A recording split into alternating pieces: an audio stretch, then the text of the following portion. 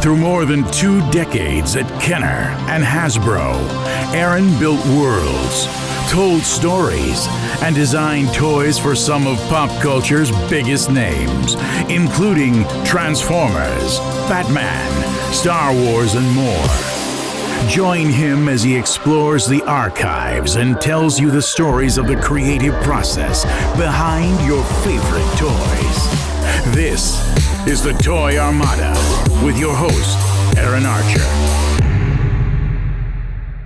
So we are back again for another Toy Armada with Aaron Archer, and I'm your host, Protoman, and today we're going to be doing another 20th anniversary celebration of something.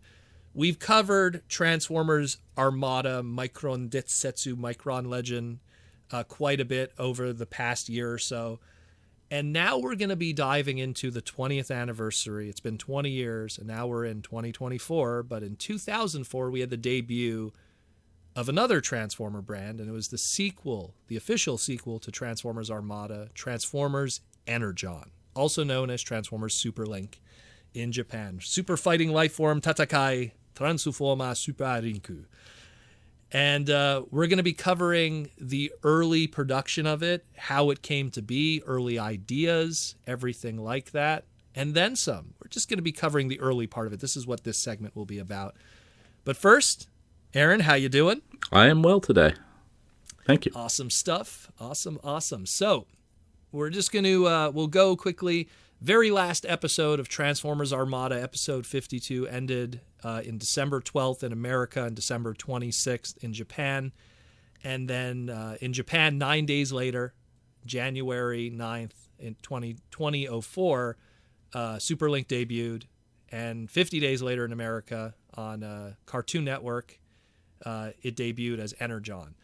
So there was a close, tight schedule for the animation. We'll get into that afterwards. And same thing with the toys. Not long after the final run of Armada toys of Unicron Battles was on shelves, we started seeing the very early first wave of Energon toys in that process too. But let's take a step back. When did the discussion of the sequel to Transformers Armada first really began? Like, where in that timeline, while Armada was probably on shelves and the show was still running, when did the discussion for a sequel to Armada begin? Well, I don't know in terms of the word sequel, but when we started co-development, we knew Hasbro would be on an 18-month cycle with it, with what became Armada, and that we would follow it up with something else that was co-developed. I'm not sure how early we decided that it would be kind of a continuation or similar, not a drastic change in animation style and whatnot, or toy style. What I mean to say there is that it wouldn't be dramatically different like an animated or a movie style in the product execution. Therefore, the cartoon working with the anime partner in Japan was going to be somewhat in that same ballpark. The DNA would be the same pretty much. Yeah. We can quibble over was it a direct connection to Armada or not, which it wasn't in the initial, right? But we knew we were going to do a sequel. And we knew it would also, on our side, be another 18-month cycle. So Hasbro liked to stretch these brands and not chew it all up. If we're going to do 52 episodes like the Japanese model, we didn't want to burn all those out in a year. There's areas of the calendar kids are not watching cartoons. There's areas of the calendar that are just not buying seasons, so you don't have to promote your show as much during those seasons, at least in the States. Whereas we all know the Japanese model is no reruns, 1 episode a week for the full year, and that's the 52 episodes, the 52 weeks, and their beats hit their holidays. Mm-hmm. So we had a different thing going with Armada, and that hence the Unicron battles you mentioned coming in at the end to kind of add a little oomph towards that last 6 months. On our way then to debuting what would be the next thing. So we were probably, what we realized with Armada that was working well was the Minicon communication. The featured Transformers was seen as a success. And it became kind of like the constant toy or fashion industry kind of dilemma. What's next? You know, these are great. How do you copy success? You know, this did great. How are you gonna replicate this to make last year's numbers even bigger, right? That is the constant drumbeat all the time in the toy business. So it became very clear that, well, these mini-cons were great. What are you going to do next? What are you going to do next? What are you going to do next? And we had some different things on the table along the way that I've talked about for Armada. Some of the what became Brave, or some of those Gao Gaigar, those other series. Some of the inspiration of some of those products, so that we liked the combining of the Gao Gaigar and some of the Web Diver products. So we started playing with combining. The two-person combining was a concept early that we played with in an effort to find the right kind of feature that could be advertisable like a Minicon. That was really an important factor. How were we going to replace that? So with Energon, it was mostly built around those toy features. So the combining for the Autobots and in different ways per price point, and then kind of like a reveal weapon mode for the Decepticons. We decided to not have the same gimmick on hero and villain side this time. I remember that was a decision. Initially. Yeah. So those are some of the early things that are swirling around. The name Energon naturally became that was the reason they combined or got this extra weapon mode, so we just built that into the story. One of the things that really works well when you have a one-word subtitle is that it might not need to be translated as it goes around the world, because it is now your identity. It's like a unique word all of a sudden. So Transformers Armada didn't have to be translated. Neither does Transformers Energon, and then subsequently Seibertron. And that was important too. One word for the global market that didn't have to be translated 3 times. So Energon just naturally became the working name, and then I think just stuck because we wrote it into the powers of the characters. And that was also kind of maintained too, because the Japanese name of it is Superlink. Superlink is how the characters combine. So that's kind of the, I don't want to say localized because it's the other way around, but it is the other version of it. Yeah. So we're working on these features and these concepts and what characters might go forward or whatever, even in my own head.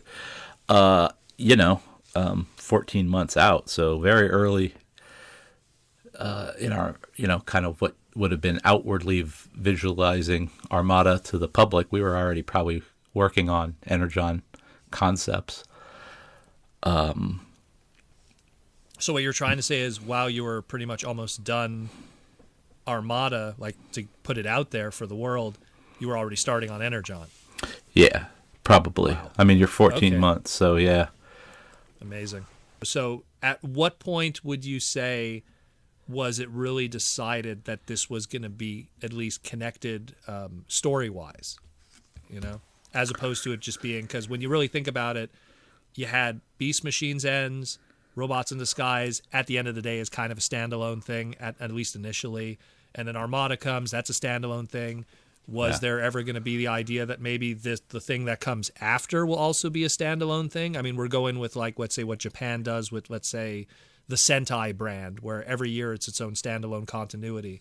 Was that kind of, something that you guys thought about, or were you definitely going to, like, okay, this is going to be a sequel? Like, when did that decision come about? Over the years, I've been a little fuzzy on at what point in Energon's life cycle did we think it was connected or not connected. It was easy for us on the toy side because we kind of fell in love with some of these characters and, wanted to bring them back. But then we changed their names, so it didn't make sense that way. So I'm not really sure if Energon was planned in real time to be as connected as we decided in the end for it all to be. It was a new animation partner. They weren't going to do a lot of the heavy lifting to figure out what had come before. So it was a little bit troubled to connect it up easily anyway. And when you look at it, like when you look at the Autobot cast, at least initially, right? You know, you have Optimus. Obviously, there's always going to be an Optimus. But then when you think about, well, what would have connected to the past? You got a hotshot character, so there's the yellow car. Yep.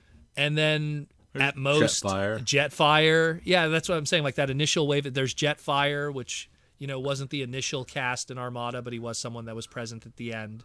So there wasn't a lot of ties to the original, at least initially. That all changes as the show continues and everything, especially with the toy line. You know, and even the, you know, the Decepticon characters, when you think about it, the 3 lead Decepticon characters from the original show were all just straight up repaints initially. And 2 of them being, I think they were KB exclusives. So they weren't even probably product that was, you know, on the cutting room floor, at least initially. So, like, yeah, it makes sense when you think about it. It was very fresh and different, that it could have been its own continuity if you kind of looked at it just from the toys at first.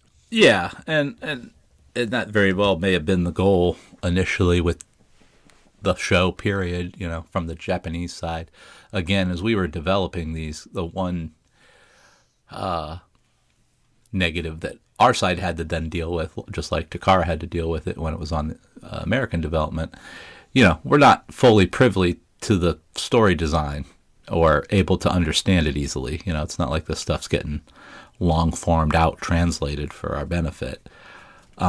So you could, you know, I could make the case that we put our best foot forward on all the decisions, and we're trusting in that the fact that it would be entertaining in the end, no matter what. You know, we didn't have the hard controls that you would think are there in this case.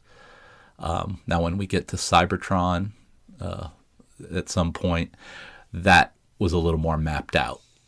But Energon was riding, I think this early development that we're talking about, we're riding on the upward success of Armada. You know, it had started to do what it was supposed to do. It was driving licensing and all that stuff that we've spoke of. And we just kind of thought, well, things are going to continue, right? So we'll just adjust this to this, adjust that to that, and it'll just keep going. And I'm not sure that it perfectly worked out that way. And we regrouped a little bit more on Seibertron. Well, it is like on the Japanese side, one thing that's kind of probably a leftover thing of the unsureness of it being a sequel was a majority of the characters. You know, in Japan's usually pretty consistent with naming, but a majority of the characters were renamed in the Japanese version. So Hotshot was called Hot Rod in the Japanese version of Armada, and they decided to call him Hotshot in Superlink. And then you had characters like, you know, Jetfire. It's called Jetfire in the Japanese version of Armada. They called him Skyfire. It's almost as if they were different characters, at least initially. Yeah. Grand Convoy, I could go on and on. You know, they were changing the names of characters left and right. There was obviously some that stayed consistent later on because then that cohesion and connection was identified in there. But there is signs that at one point this show and this toy line may have been its own thing. Oh, no, I'll say that it was its own thing. Hasbro was the one that kind of was like, what are you doing? No, we're not trying to make a new, another reality. We don't have to live in the Armada reality like lock, stock, and barrel, but we don't want to jettison it as if it didn't exist, would start again. So somewhere in that mix, right? You know, obviously to Takara, it was not a continuation, so they're driving the entertainment in this case. So, and that was something that Takara, you know, just a couple of years prior to that, you mentioned the Brave series. Every iteration of the Brave series, with the exception of maybe the first 2, and even then that one's kind of fuzzy, they've always been their own standalone thing, year after year. X-Kaiser, J-Decker, you know, Daigarn, and of course you mentioned Gao Geiger, and I'm leaving out a few. They were always kind of their own standalone thing that didn't really recognize what came before. So maybe there was also a little bit of them where just a few years prior, that's what they were doing with their other Takara-based big robot Sunrise Entertainment brand. Yeah. Where they're just like, hey, it's like you said, 52 episodes, new brand to kids, new age group. Kids in Japan stopped playing with toys earlier than in America. At least back then, things are different today. But one thing I don't know if you could answer for this. So Armada was animated by ATAS Incorporated, which was a Japanese spin-off of Ashi Productions. Ashi was the company that did Beast Wars 2nd and Beast Wars Neo's animation. When we go into Energon Superlink here, Actas stays around for the 2D animation, but now you guys bring in Studio ACAT to do these CG models that make up pretty much half of the show. And, of course, this company would stick around and also do the Robot Masters animations. Robot Masters was something we'll save for another thing in the future because it's its own unique stealth 20th anniversary line for Transformers. But when did the decision to now have CG models for the robots as opposed to 2D animation come up? Do you know anything of that story? No, not really, other than, Takara was presenting us with different partnerships that they had developed. We were largely following their recommendation and lead in partnerships in their market to find the right partner for the budgets and whatnot. So it largely came down to that. So pretty much the decision to go from the robots being 2D animation from Armada now to 3D models was a Takara decision that they felt for their market. Yeah, to go with that partner, that's what they brought to the party. And one of the things about that, which we probably could touch on later, but it's unfortunate because they scan the toys for those 3D models. Oh yeah, almost one for one. And it's one of probably the biggest frustration, not disappointment, but just frustration to me because, the toy is just a physical fake avatar of what would be a great giant sentient robot. And so in the cartoon should be its fully formed fantastical sense of its best case scenario of being a living robot. And to see the screw bosses and the hollow backs of legs and the limitation and the struts and limited by that, it was just like, what are we doing? Because then it's more like Toy Story. And at that point, let's just make Toy Story. So that visually it's awkward as hell to me. And Toy Story, actually, that's probably a very good example of that because even Toy Story, when they would have Barbie characters, they would almost accentuate how Ken and Barbie, when they would talk, their static arms, the way they move. Yeah. And with this show, because they were pretty much scanned the toys as animation models, there was the limitations of how these characters could pose and even worse, emote. That was one thing that always bothered me. Yep. Is that they had those dead-eye faces that pretty much were on the toys. Well, and then I'm designing them with dynamic silhouettes.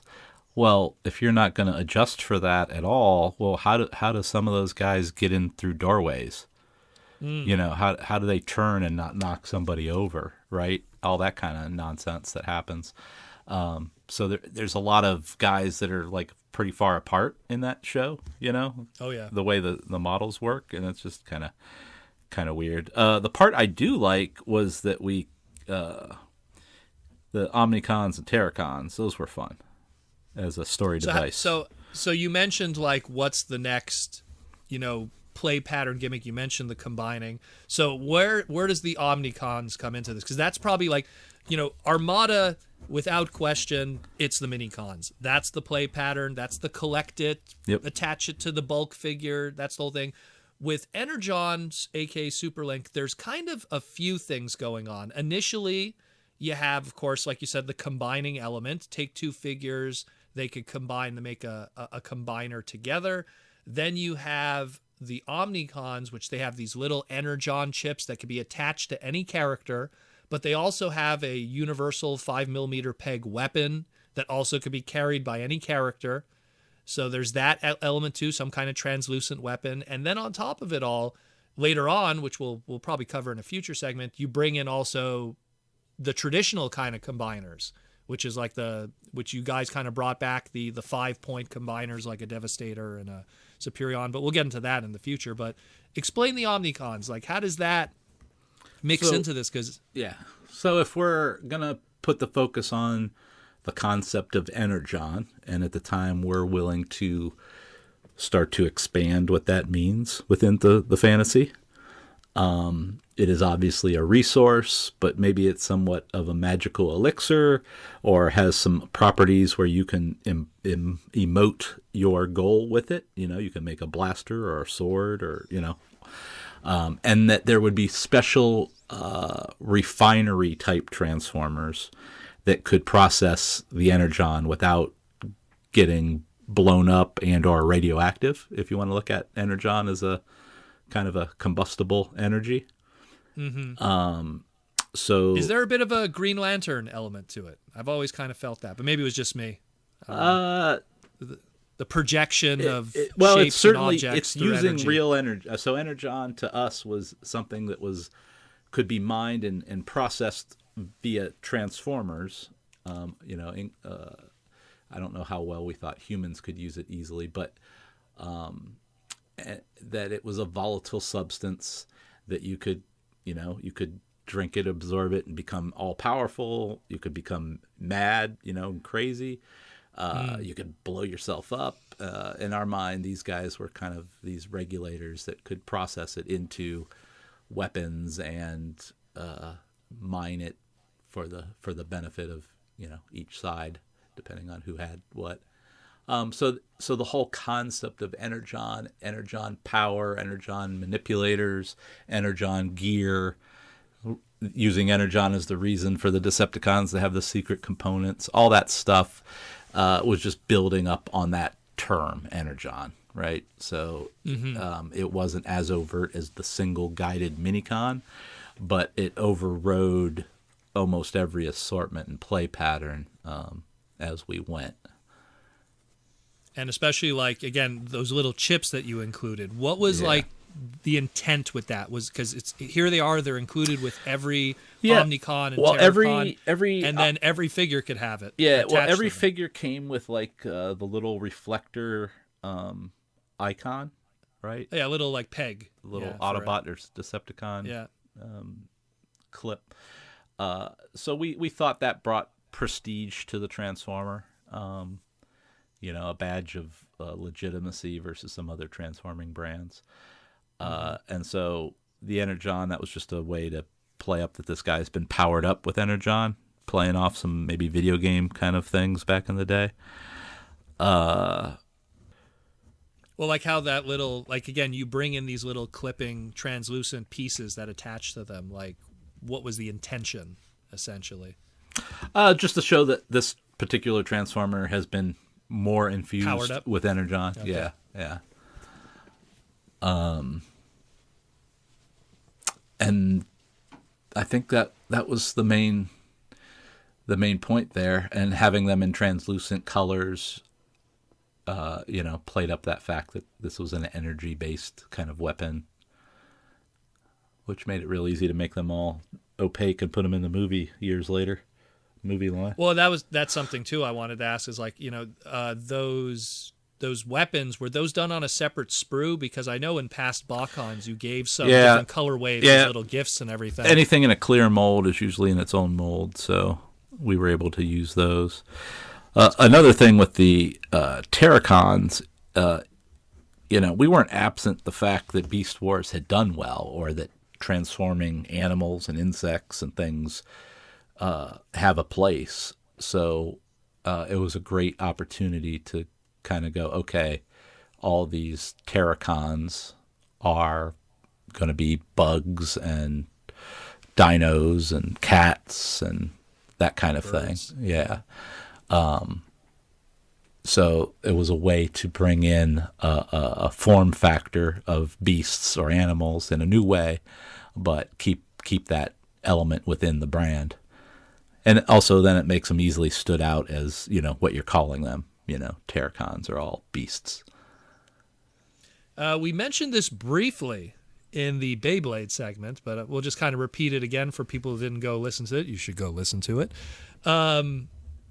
There was a issue when Beyblade had to use the term terror. Let's keep in mind this is post 9/11, and how you were able to use it for Terracons, oddly enough. Yeah, that was an issue for Steve on Beyblade. Different people in the legal department review this stuff, and just like any lawyer you've ever met, we'll all have different interpretations of what they think is going to be the right way to go. And Steve had more trouble with that term than my lawyer had trouble with that term. So get a good lawyer. I didn't have any problem with Terracons, and I don't think I created that term. That term had been in the term existed in Transformers before. Yeah. So that was another maybe something in my benefit. Yeah, it was in the history. So it's, as opposed to like, I think it was the Terror Tops, like you said, for Beyblade. Yeah, which, they could just easily say, you know what, let's avoid that. Let's go a different direction, so we don't even have to, deal with it. Whereas it's not like at that point Beyblade had this rich 20-year history they were pulling from. It was actually very new at that point. Yeah, exactly. Another transition I want to talk about. So, Armada, you had this, and I've talked about this before. What I've loved about Armada was it was such a great package that you would get with the product. You bought a deluxe figure, as what they called it back then, the Supercon. You got the figure, you got a mini con, you got a comic book, you got a sticker. Like, it was this nice big package. You guys continued that going into Energon here, where the packaging is more or less the same. Maybe it's not as obtuse shaped as it was before, like the Armada ones, but still sideways. Still sideways, still has a trading card. Now it's a trading card, not a sticker. And so the back of it, the trading card actually has stats too. So actually an improvement from what you had before. Before you had just a trading card with the character. Now you have assuming you had a sticker before with the character, now you have a trading card with a tech spec bio on the back. You still have the comic book pack in, still doing that with Dreamwave with, every wave or so you change up the comic with a new story to reflect whatever that assortment was. Why the choice to stick with it? You guys just really liked what you were doing with Armada. What's the choice with that? Yeah, a lot of times if it's not broke, don't fix it. So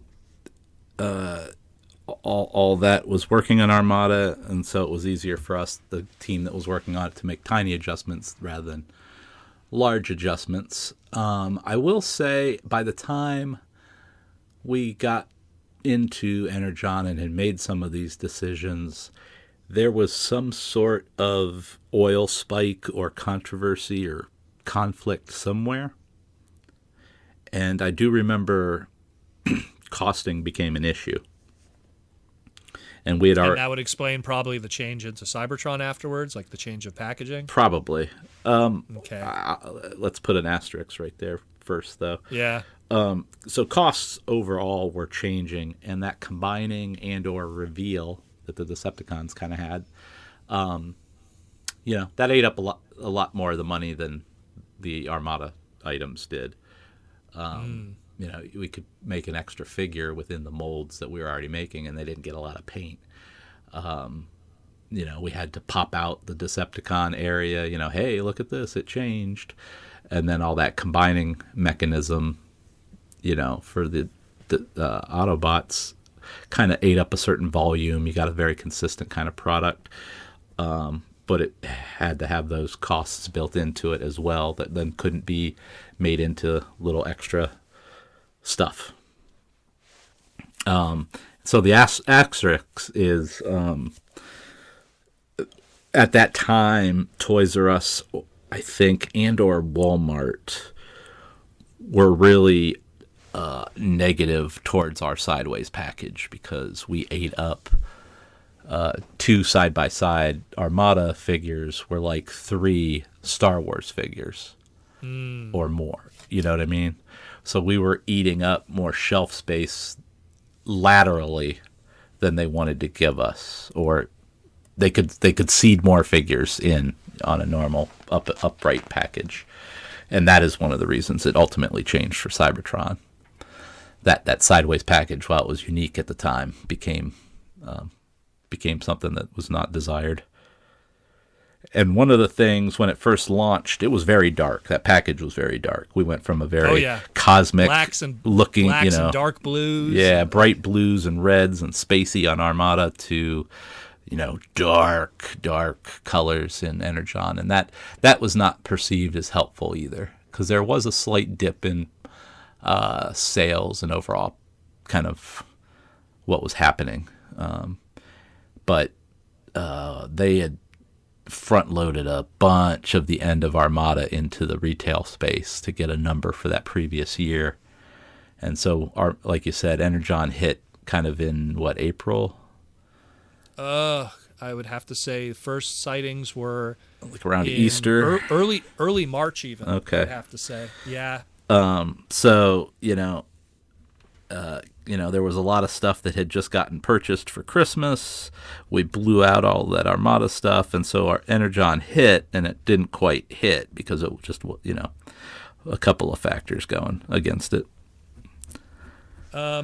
We're just going to cover quickly the price points and what has changed. So, of course, Armada had the Minicon price point, which was $6.50, the Supercon at $10, which is pretty much what our deluxes are. The MaxCon, which was $20, that's what pretty much our Ultras were at the time. The GigaCon, $25, that's what Tidal Wave and the big guys were. And then that Super Base was $40, which is what the Optimus was. And, of course, Unicron was its own thing at the supreme price point. So we go into Energon, and they changed the names of all the price points, but it's pretty much the same spirit. So you have the Energon price point. It went up 50 cents. It was originally $6.50. Now it's $7. That's where the Minicon price point was, and it would stay because you'd still have the sword, the Energon saber, they would call it here, as part of it. So it still was a Minicon price point, but this is where the Omnicons and the Terracons would sit at this $7 Energon price point. The Combat price point at $10, which is what the Supercon was before, is our deluxe. The Mega Combat, as they called it here, which is what our MaxCon was, that was our Ultras. And then we had, just to confuse the vernacular even more, we had the Commander class at $25, which was our GigaCon. Again, what Tidal Wave was in Energon, the green Tidal Wave was called a Commander class at $25. And then, of course, the leaders were the Super Base. They called it leaders. This is where leaders are called leaders for the first time, and this would stick to this very day at $40. And then, of course, Unicron, again, was repackaged, repainted, and now he's black, and it's at the $50 price point for the Supremes. That very first wave, though, just to mention, had quite a bit, some repaints put in there from Armada.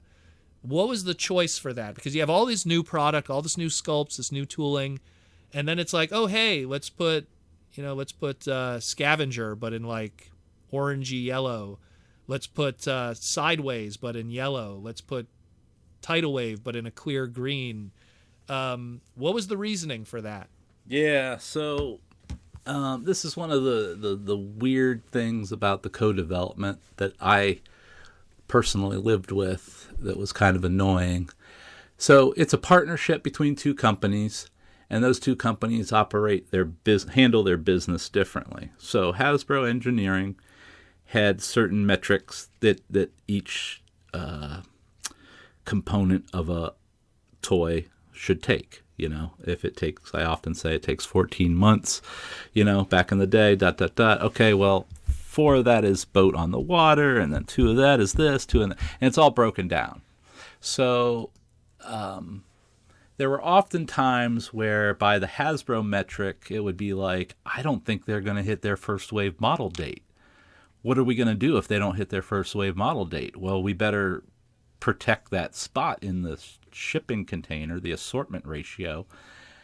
And what can we do? Well, we can redeco some products. Okay, let's redeco this guy, because we don't think this model, and this model is going to get done at these price points.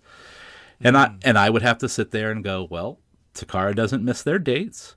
Takara's dates, how they get their models done and how long it takes between the different components is different than how Hasbro has it set up. Now, they are in Asia, right? They're down the road from their model makers. Very frickin' different than how Hasbro operates. So I always knew, just because I had worked with them long enough. They always hit their dates.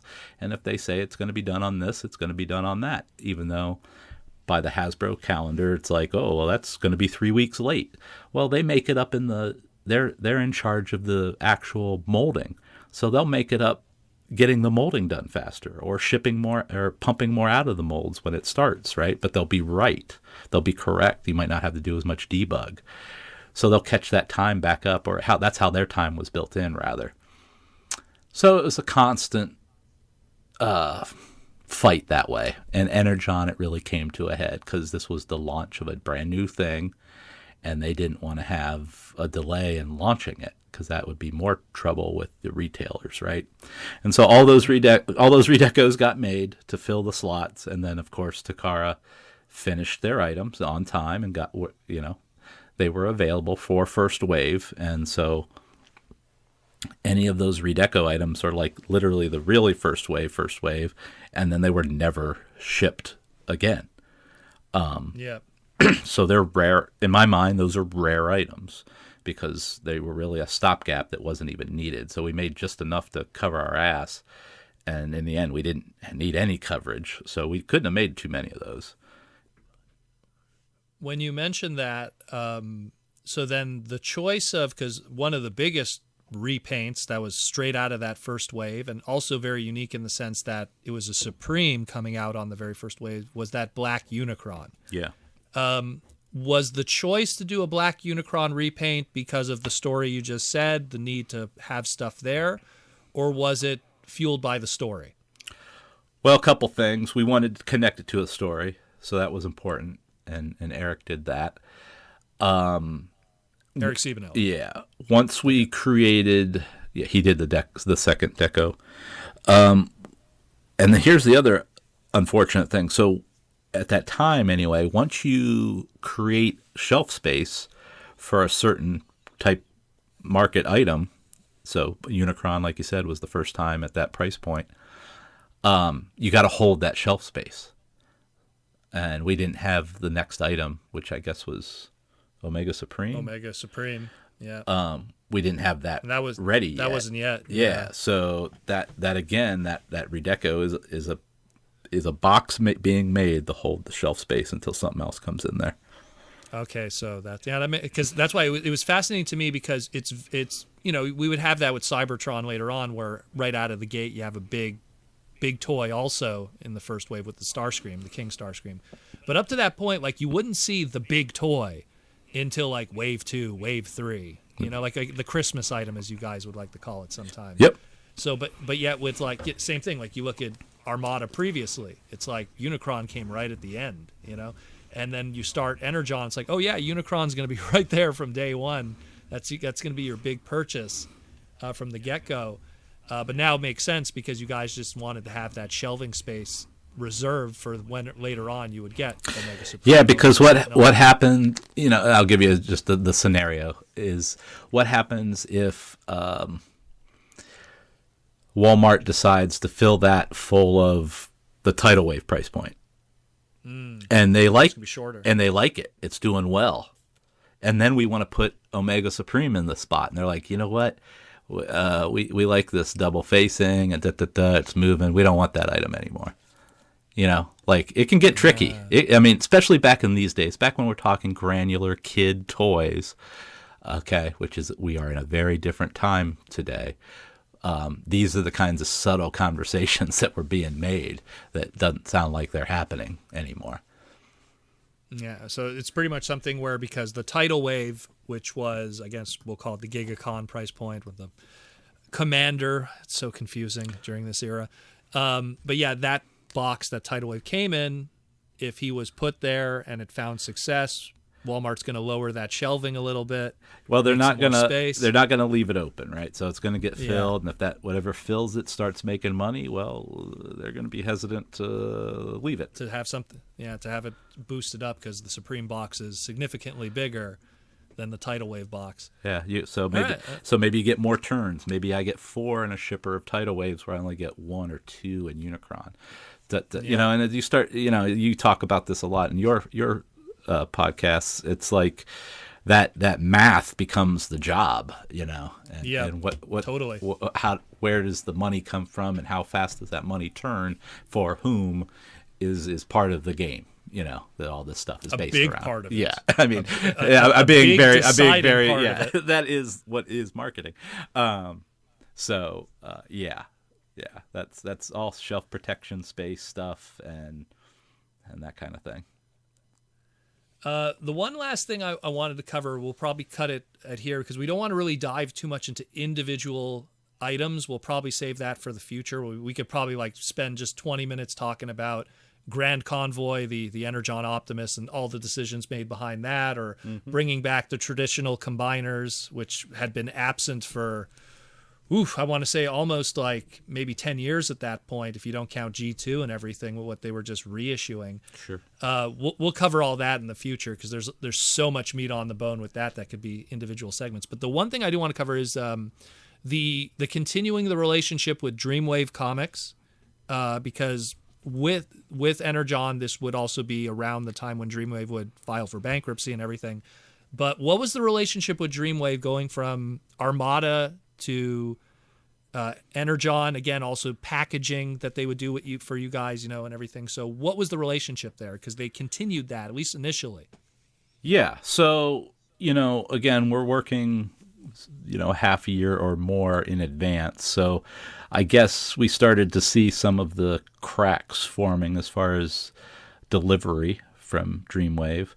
And Armada, and then what became Energon as far as comic books at that time, could still be logically said that maybe kids were reading them, right? It wasn't so collector as it is today.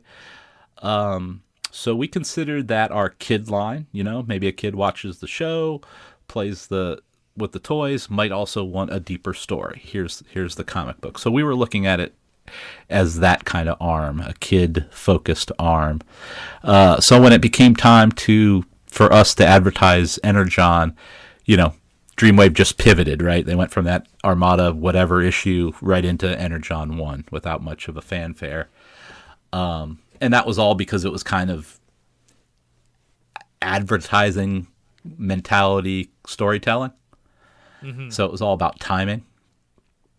And whatever they did for their market and their audience, we were kind of fine with as far as the stories go. And they started doing all kinds of stuff because Simon came back in and, doing that stuff. And how much were they involved with box art and packaging at that point? Because they did have a relationship with you guys for quite a bit. Yeah, I think they did some of it, but, you got to imagine they were phasing out of it well before they really had their problems. They started jettisoning some of this kind of work because they needed to circle the wagons and get their Turtle book done and their Sonic book done and whatever else they signed themselves up for. All the other stuff they signed themselves up for. Yeah, so and that is a longer story for many people to contribute to sometime. But in my case, as far as Dreamwave went, we needed to continue our style. We like the style that we had established on Transformers, partially through their house brand style. So we found other artists that worked in that style, and that's really when Marcelo started doing quite a bit of work on the packaging. If not, I believe Alex Milne was brought in around that time too. Yeah. But Marcelo was doing Energon particularly. Yeah. So, that's kind of how that played out. They did as much as they could until what started to happen is they would just deliver the stuff, and it was always capable work, but sometimes it would be very awkwardly silhouetted, so we really couldn't put it on the package, right? It wasn't, somebody didn't follow the package layout format, you know what I mean? Where you can't just draw whatever and expect it to fit on the anywhere. Package. Yeah, it kind of has to follow a certain thing. And you could see that very easily with the Seibertron packaging. They're all looking up, from a 3/4 view, just so they all match. And so we would get some of this Dreamwave stuff that would come in that would be a little, great, again, great art, whatever. That's not the question, but just didn't work for our needs. So we started really needing to find someone that we could work with and talk to make sure we got what we wanted. And that's one of the ways Marcelo and several others came into the picture more consistently. And the last thing we're going to cover, and it's more just a commentary, if you will, because Energon, Superlink, kind of polarizing feelings from the fans. I've always had my opinions that I think that a lot of the negativity that comes from Energon mostly is the dub of the show. And I think, because I've always felt the toys are great. I've always looked at Energon and it was like the prototype for classics in a lot of ways, because so many of those toys could have lived in that classics packaging in a lot of ways, like with the Rodimus, the Scorponok, some of the Starscreams, the Sure. Shock Blast. A lot of those, if you would have released those as a classics figure, I'd believe it. But what are your opinion? Like, how do you feel like in terms of Energon in general? Like, how did you feel as a whole? Was it something that you felt was successful? Did you feel that what you were trying to get across was gotten across more or less? Because again, so many people I talk to, they've heard secondhand that it's the worst. Oh, it's one of the worst Transformer series, and it's just like, I don't know about that. I really don't. Yeah. My honest feeling is, or I'll tell you a little story. In general, I had quite a long time to develop with Takara what became Armada. And I talk about us looking over models and making decisions and changing those models and coming up with ideas about features and, had a nice development cycle to really do it right. Well, when you do that, you find success. So Armada is going like gangbusters. And if anything, I had to keep throwing more into Armada towards the end, right? I didn't have the development time. And when I say I mean me, Eric, Takara. We didn't have the development time to nuance a lot of the things that we previously had time for. So when models would get brought on that table and be like, well, we could do combining this way and that way, we were already out of time. So it was like, well, we'll take the one on the left. And you're trying, like I started this, you're trying to chase success. So you're making decisions based on other decisions or hunches or sales, not, a gut kind of thing. And so I feel that it's accurate to say that Energon doesn't reach its full potential, but nothing in it other than the animation models really is offensive to me. I think it's someone rushed to get their homework done. And it is passable. I agree with you that it's not complete junk. I don't like the models though being based off the toys. Whereas once we realized that, we started really working hard on what would become then Seibertron and putting a whole story and a whole idea about introducing characters that mattered, and some of the things Energon didn't totally nail were because of those things. And also, I think the American point of view, or at least our point of view, was like, well, these things worked well in Armada. We'll continue with those successes and continue on and make things better the next time.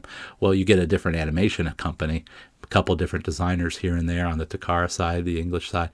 It's hard to have everyone be on the same page. So I just feel like it was a squeezed segment, a rushed segment, and we were still getting data from Armada to know how we navigate this brand.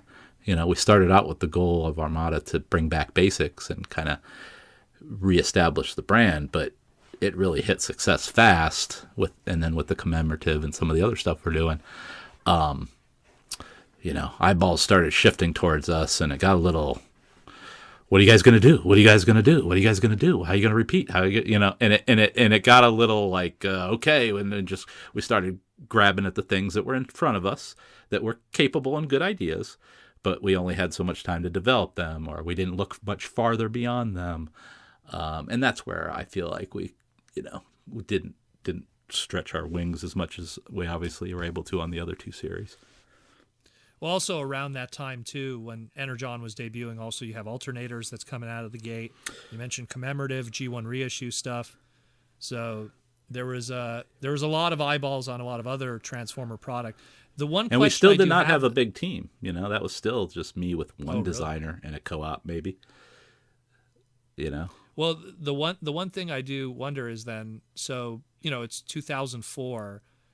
Do you feel that Energon did a good job of being a 20th anniversary line in a way? Like, was it, you know, did it feel like it had the vibe? Did you guys intend for it to have that vibe, or was, you know, what was, you know, what outside of obviously that 20th anniversary Optimus Prime, the first masterpiece, do you feel that there was any purpose to also celebrate through this line? No, that never came up. I can see why you ask that now, and you know, in hindsight, that would have been a good question to have asked, but we did not ask it at the time. Interesting. Okay, perfect. That's it more or less that we're going to cover for Energon, aka Transformers Superlink for now. There's just so much we could cover with individual products and choices and designs like that. Lord knows, with bringing back old characters, old trademarks, different kinds of play patterns, there's a lot here. But we just wanted to kind of just cover for a good hour or so just how did it all happen? How did it all happen? If you guys have any like pressing questions or stuff, be sure to leave them in the comments. Be sure to super chat them with Aaron when he does his live streams. You can get those too. And but otherwise, thanks Aaron for sitting down and talking about Transformers Energon. I know it's been quite the controversial one with some fans, and it's always good to kind of put some stuff out there on its 20th anniversary. Yeah, it's been coming up on my live a lot. People want to know about it, so it's good to kind of start the process here. And we are, like you said, at the 20th anniversary cusp of it. So I feel like some of our future long-form segments will be tackling unique items within it. Yeah, there is a lot of unique ideas here and stuff that are worth fleshing out. Yeah, we did good with the Armada segments that way. I think we'll do probably a few different. We could break down the different types and everything. I feel something like Omega Supreme. There's probably a whole story there. Again, the Optimus and trailer choices and combiner choices. There's a story there. You know, the Megatron being that big gunship, like you've said. You know, and the choices with the crown, and like there's a lot to talk about. You know, the combining elements with certain figures, choices of characters. Like, there's a lot there that I would love to just sit down and we'll do like 20 minutes, 30 minutes on just each individual one. Yeah, so for sure we'll do that in the future. Don't worry, listeners, we will definitely cover those because I feel that I don't want to make these things too long, but at the same time I feel like horseshoeing in 5 different things on top of it all would not do it justice. So anyways, thank you again, Aaron, for joining us for this one. Thank you. Great talk. And this is the Toy Armada with Aaron Archer, and I'm your host, Protoman. And this is once again another Transformer segment, and we'll talk to you in the near future.